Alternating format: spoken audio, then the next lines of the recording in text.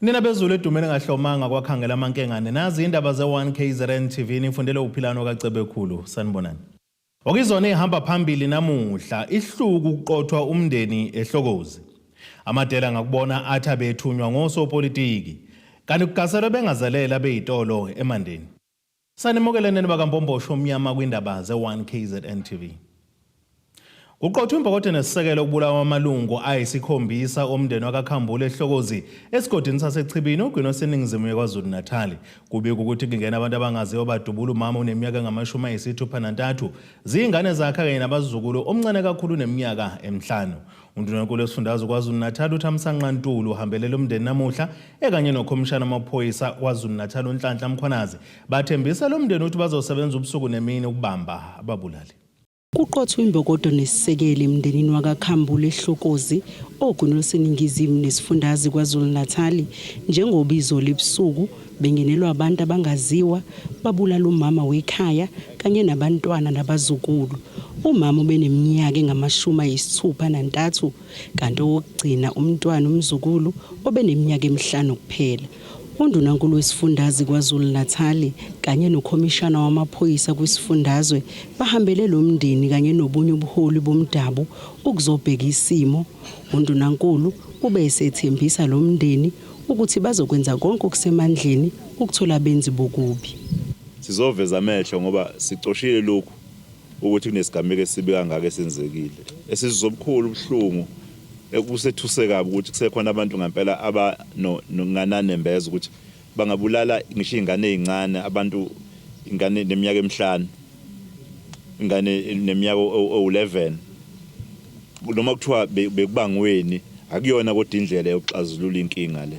Naloko ithembe emaphoyiseni ethu KwaZulu Natal kuba zowenza umsebenzi akwazi ukuyithola ngokukhulu ukuphuthuma lezi igebengu lezi ezenze lento obulwane nesihluku esibi kangaka emndenini walapha kwaNkambule. Ukhomishana wamaphoyisa kwisifundazwe KwaZulu Natal uthi lobu ubugebengu obuhleliwe. Samaphoyisa sifike izolo sithinta umphakathi omakhelwane besitshela ukuthi kudutshuliwe endaweni. Sanmasifika la sathola ukuthi abantu abayisikhombisa bashonile kulomndeni wakaKhambule. Omdala umama eneminyaka o55, ingane encane eneminyaka e5 ibulawa ilaba bafike bahlasela. Abantu bafikile izolo bafike bahlasela badubula ngenhlamvu eziningi ngoba sithole ama cartridge awu18 namakhandi enhlamvu awu7 endaweni la kudutshulwe khona. Bonke bebehlele endlini eyodwa ke bebukela iTV ngaleso sikhathi. Sifikele samaphoyisa sophenya nalabo abasizayo beforensic safike sa process isini. Sithemba ukuthi sizolandela umkhondo njoba sikwazile ukuthi sihlanganise amaqembu aqhamuka eThekwini eprovincial office azosebenzisana nawo la district ukuze sikwazi ukuphenya lolu daba. Ilunga lomndeni lithi noma belingekho ekhaya ngelanga lesigameko kodwa utshelwe umakhelwane ngokwenzekile. Ngithola ikholi izolo ebusuku ngabo 8 eshuthi lekhaya sekhona umonakalo wenzakalile.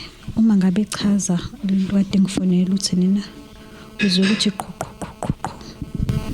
uthema sekuthula wathi mhlambe lindele sikhona imoto azoyibona isuke ihamba akabonanga imoto akabonanga lutho obese ehlake naye inyonyoba. Mefika abantu bahleli nje la kosofa ezifa abantu abahleli nje mwadungaza bonke abantu abahlalele ngoba bebadubule bonke bashona bonke ngufike sebeshonile bonke. Iloko nje akushilo ngoba mina ngitheme ngifika la ngoba ngifike ngabo 1 ebusuku. Uthi lesi sehlo sibashiye bebamba ngezantsi kanti sibazwisa ubuhlungu obukhulu bewumndeni. Saziwe sibuye ekhaya ukhona uma njengamanje simele nje ngathi nekhanda lisebenze. Akukho ngathi ngiyakwazi ukuthi kunestory sikhona. Noma phela kukhona ukuze mhlambe lokho kuzwa kodwa ungazi noma kuyikona noma kuyikona kodwa ayikho into engathi ngiyayazi ngiyibambekayo. Mina ngokwami bengathanda nje ubuphi nje akatholakala ajeze naye. Induna yesigodi saseGoxa ithe lesi sigameko sibashiye bebamba ngezantsi ube sesixeka kakhulu lesi sigameko. Sinabantu cishe mhlambe abaningana impela sesibangcwabile la befa ngalendlela. Khona nje laba abadutshulwa kade bayolobola lapha phesheya. khona lo sisi lo odutshuliwe osuswe nje la kade hamba ngemoto yakho walapha ya nange la kade ehlala khona wadutshulwa nje ehamba emgaqweni washona kade semngcwaba ngeweekend edlulile kuwes kakhulu ke lokho unyuka nje kwezinga lobugebengu ngoba ngempela awukho umkhondo nasinawo ayingabe siqamba amanga lapho futhi akekho umuntu owazi ukuthi kwenzekeni la futhi ke engekho umuntu owazi ukuthi kwenzekeni akekho ozokwazi ngoba bonke abantu akade bekhona akekho salile akekho nje singakwazi ukubuza kuyena ukuthi benze njani kwebangeniphi abantu akekho kunjena njengobona nje ingane ezikhona lekhaya lezale ekhaya ingane edlala eThekwini nazo ezifike sekunakele lo mbiko beniwethule lo Zamando Sicele wezindaba ze1KZN TV ngisehlokozi.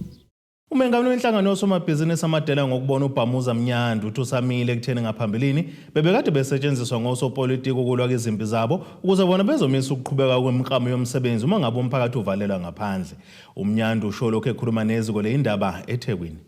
Umnyandu uthi 30% osala emphakathini uma kunama project yilo onika ithuba osomabhizinisi abancane ukuthi nabo bahlomule kumsebenzi inkampani zayo eziyenzayo ukuze bezothuthuka.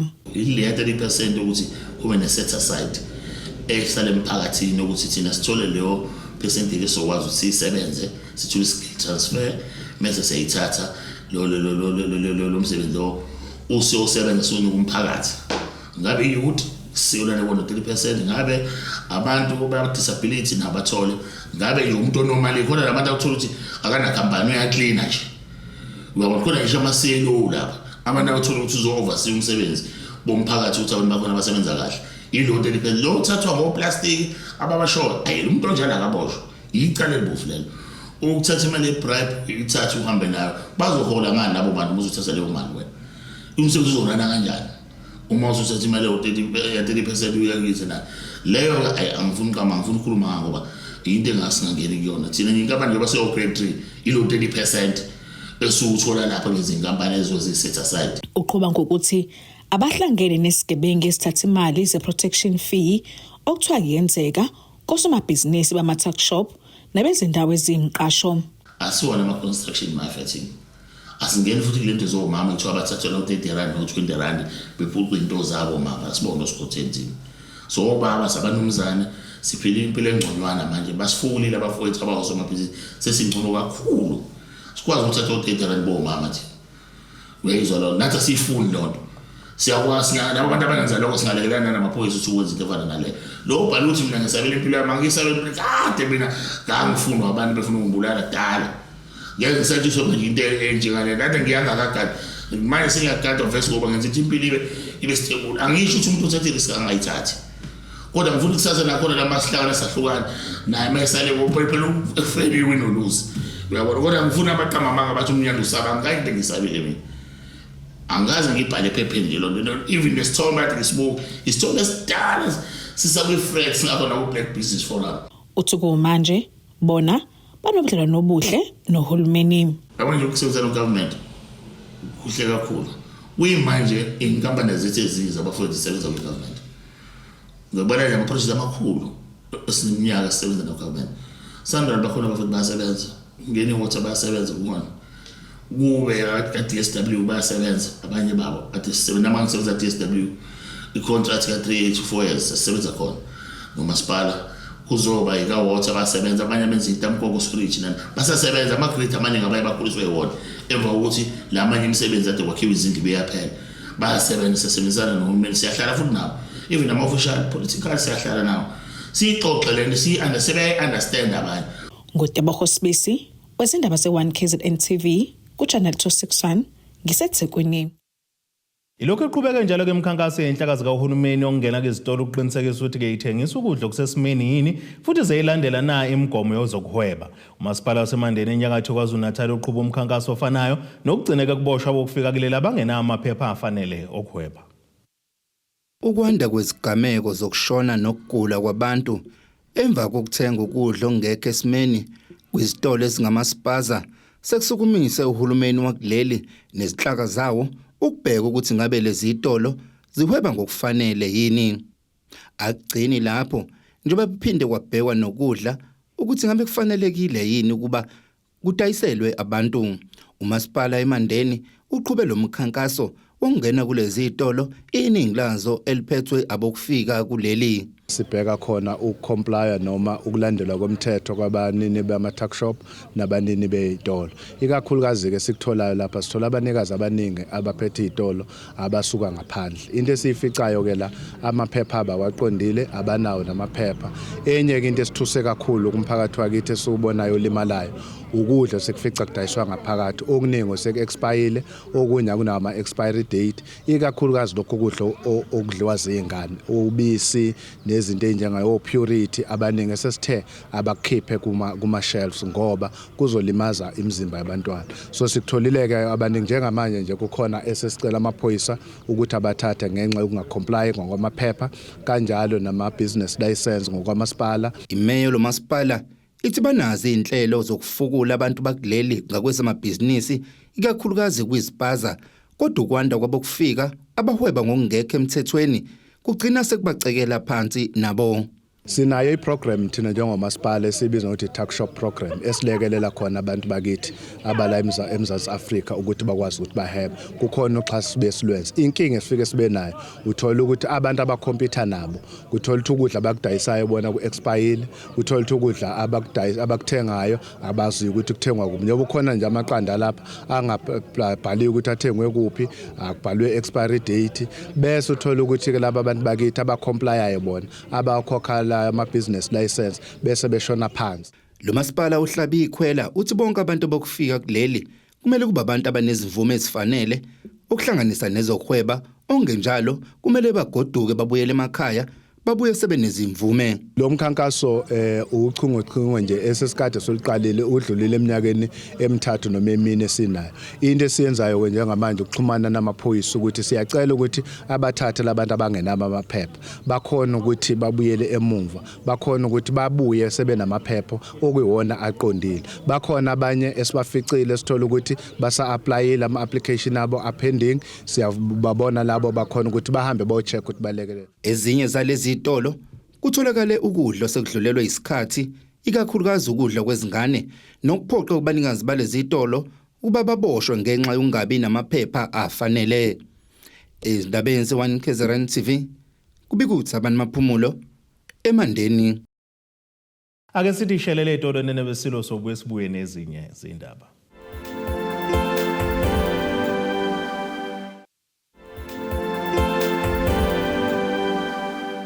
Asibonge siphinde sinamukele futhi kwindaba zethu ze-1 KZN TV. Nazo kwizona ehamba phambili namuhla.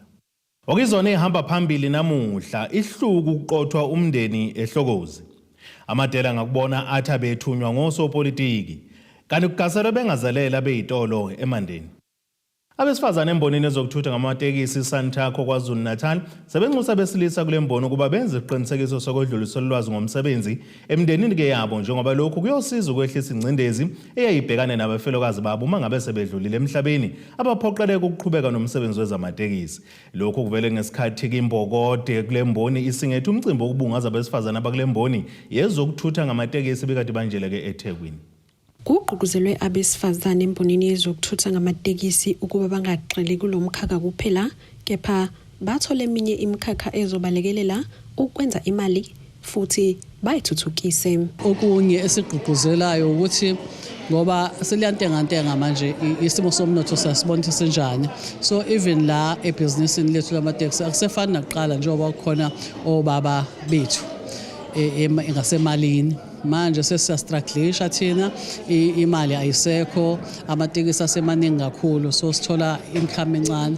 Sigqugquzela ukuthi rather than income yamateksi akube khona okunye esikwenzayo eceleni ukuze ukwazi ukuqhubeka uphilisa abantwana. Ungagxili ngapha kakhulu, ukwazi ukuthi khona into oyitholayo ngoba njengoba nje ubona kukhona ama-conflict amaningi. Ikona lo ukuthi sesibanga imizila, sesibanga yona le madlana encane esitholayo, kanti uma sazi ukuthi kukhona okunye okusiphilisayo ama-conflict angancipha embonini. kuvele ukuthi iningi labesifazane kulemboni baphoqeleka ukuqhubeka basingathe umsebenzi wamatekisi abayeni babo abasuke sebedlulile emhlabeni bekulomkhakha.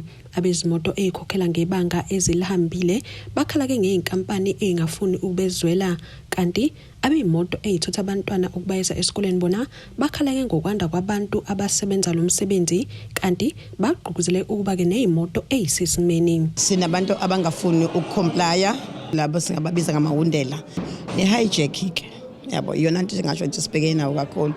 And umsebenzi asenawo kahle like before, since sekukhona ikuta yabo no Mr D. Engicelayo koza kwethu ukuthi njengoba sithola abantu abancane abasanempilo abasazokhula benze zonke izinto, siyacela ukuthi okay ke right kuyenze ukuthi umuntu angabinayo imali kahle, but okuhle ukuthi ngena esikweletini ukuze uhambe ngento eright ezokwazi ukuthi not ukuthi izosiza wena kuphela but nathi as imboni yengane zesikolo izosiza, ngoba kuzobonakala ukuthi abantwana bahamba ngeemoto eziright futhi imoto ziphephile. So ngiyabacela omalume nomalumekazi abastila abasahamba ngeemoto ezingekho right ezingekho sesimeni ukuthi siyacela ukuthi abashintshe, ngoba manje ibona abazozigcina benza imboni yethu ingabi esimeni esiright. Usihlalo weSantaco esifundazweni uncome kakhulu igalelo lembokodo kulemboni,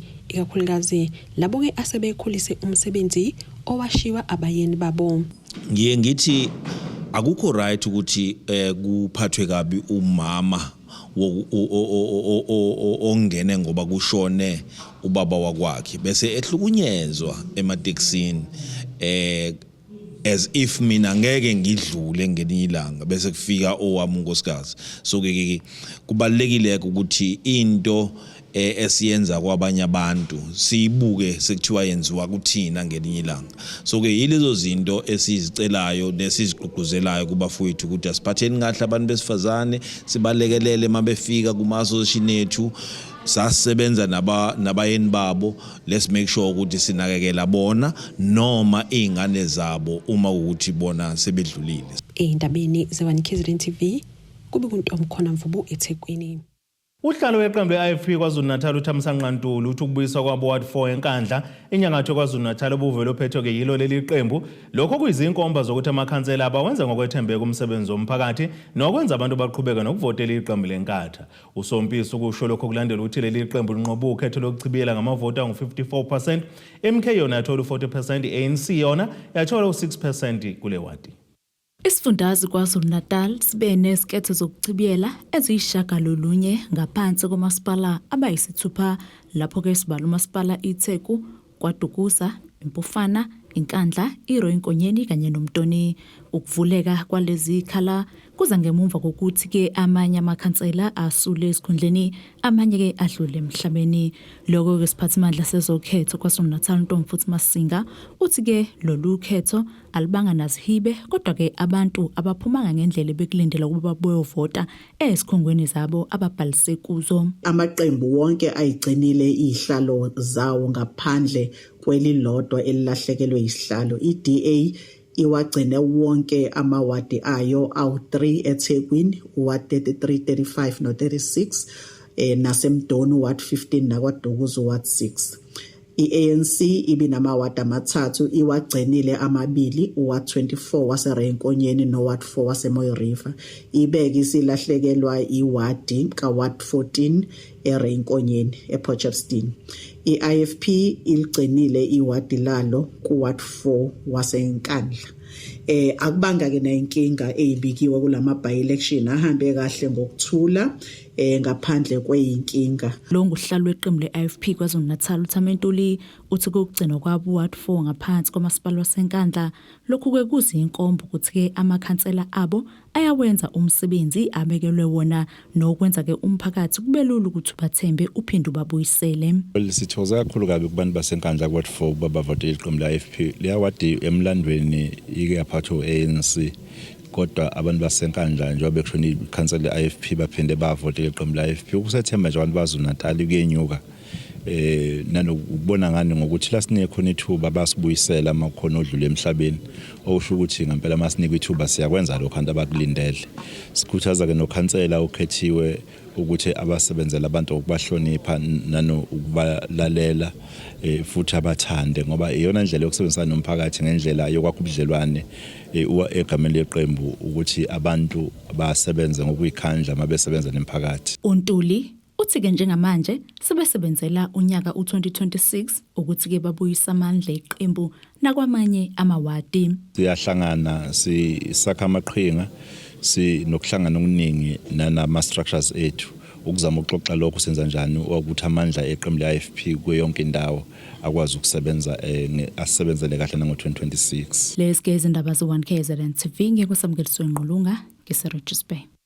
Umkhandlu wenkosi yesizwe sakwaBiyela obuka ubambe kumhlangano kanye nomphakathi waseDurban namuhla ngenhloso yokuzama ukuthola isisombululo ngalokho okhala ngakho okungamathuba omsebenzi enkampanini yaka Transnet uloliwe. Lokhu kulandela ukuthi ngesonto eledlule umphakathi ungeneleke emgwaqeni wamisa ukusebenza ke station sikaloliwe imunywana kuyona le ndawo ukhala ngokungaqashwa. Lo mhlangano nomphakathi ubizwe kumkhandlu wenkosi yakwaBiyela njengezaba zokuthola isisombululo ngodaba umphakathi waseDurban ongeneme ngalo lokuvalwa ngaphandle ngamathuba omsebenzi kwaloliwe kanye ke nekomiti lendawo elibhekelele ukuqasha indlela ke lenza ngayo uma ke kuvela kamathuba omsebenzi estation sikaloliwe sisemunyane kule ndawo. Lo mphakathi ngesonto ledlule uhole kumbhikisho ukhala ngokweqiwa ngaphezulu uma kuvela amathuba omsebenzi estation sikaloliwe esikule ndawo kanye nokuvalwa ngaphandle ikomiti elibhekelele ukuqasha nothi ke seliphelelwe isikhathi. Induna yesigodi ithi lo mhlangano bekuzozwa izikhalazo zomphakathi bese kumkhandlu wenza ke izincomo. Namhlanje sitha sihlangane ke sizozwa kubo uvo lwabo ababhikisha ukuthi nakho besinike lokho kuyikhona khona kuyimbangela ukuthi begcine bebhikisha ngaleli yalanga sizothola kubona bese sigcina ke sesokwethula nasenkosini ukuthi indaba ezithe sikutholayo nakho abakushoyo bese kuphinda kubudaleka lelo thuba ke ngalelo langa elinqunywa bakaloliwe la ngolwesibili abathi bazofika ngakho bekhona la bezobona umphakathi lapho kwesobe sesilalela ukuthi uloliwa naye uyiphendulela uthini. Ithi nakuba ke umphakathi unazo izikhalazo kodwa ke akeke avele kamathuba omsebenzi esikhashana. Vele sikhona ke isikhalo sokuthi abaqashwa ngoba nami ngaze ngabuza ngaveza ukuthi angani khona abantu sebeke bathathwa kwaloliwe bakhala ngokuthi ke abantu abasuke benikezwa amatoho 3 months or 6 months no 9 months ngabuye ngaveza ukuthi kumanje kunabantu abaningi kade bethathwa nami ngaba khona bethathwa lapha nabangama security abagada khona kulayini noma ke babefuna ukwehlukanisa ukuthi hayi lokho ya kwama security athi cha ama security phela ayinkampani engaphansi kwakho uloliwa ngakho ke uyena usuke ekhiphela umathuba umsebenzi kodwa ke ngabona ukuthi abakuzwa kahle ukwalo umsebenzi lo thinta ama security bafuna bona uqasha kwaloliwa ngoba bathi bafuna ama permanent. Okhulumela kumphakathi uthi abaneme indlela okusingethe ngayo lolu daba. uTransnet awukho awuyiwona esasucele ngolwesibili kwathiwa inkosi yathi awufike ngolwesine nenkosi izobe ikhona so inkosi ayikho uTransnet awukho so ayikho kahle kahle shuthi into esiyitholayo thina esicelile ngoba sabanika imemorandum ukuthi yini sidingayo ukubona ababuyile kuthina abashongo lutho kuthina sekufika umkhandlu wenkosi umkhandlu wenkosi sifuna ukuzwa ukuthi uthini kodwa ayikho into abasiphathele yona ngathi izolekelela umphakathi njengoba unekhalazo ngalela la. Kulindele komunye umhlangano ulandelayo ozohlanganisa komphakathi kanye ke nololiwe maduze. Ezindabeni ze-1KZN TV kubi uNkosi Mthembu kwesakaBiyela. Ake siphinde futhi seyitolo nenebeselo sobuye sibuye nezinye izindaba.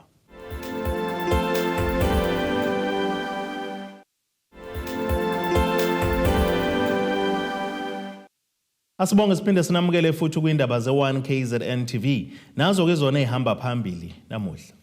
Okizona ehamba phambili namuhla ihluku ukuqothwa umndeni eHlokozi.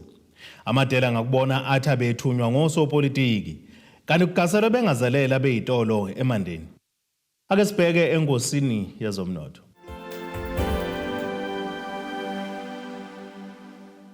Iranda kuleli ngu-17.95 kwidola laseMelika beku-19.77 kwi-euro yase-Europe libe ngu-23.41 umaqhathanisa nopondo waseBrithani. Intengo yegolide yona ingu-$2,516.31 i-ounce, kuthi intengo engahluziwe yona ibe ngu-$70.61 umphongolo. Ake sibheke engosini yezemidlalo. Umdlalo osemuva wezikamagebhule Orlando Pirates uOli Sandow seyephumela obala ngenselelo yokunqoba emqhudelwane emkhulu kule season.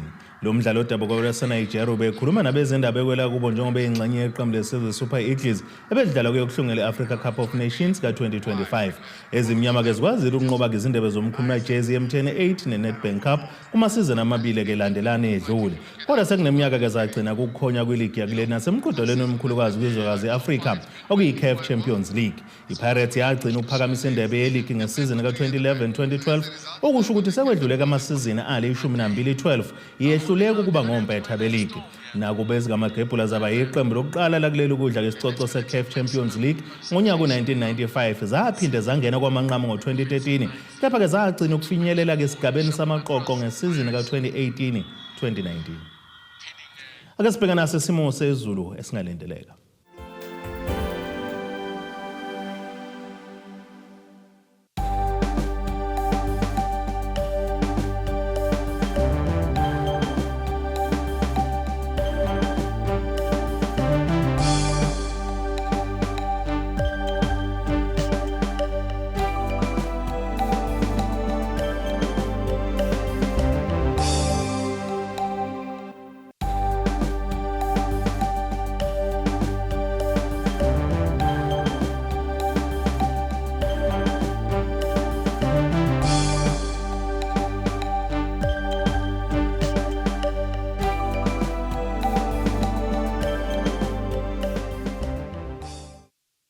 Nina bakamkhumbi kudluka sibone amagumgedlela siyaguqala.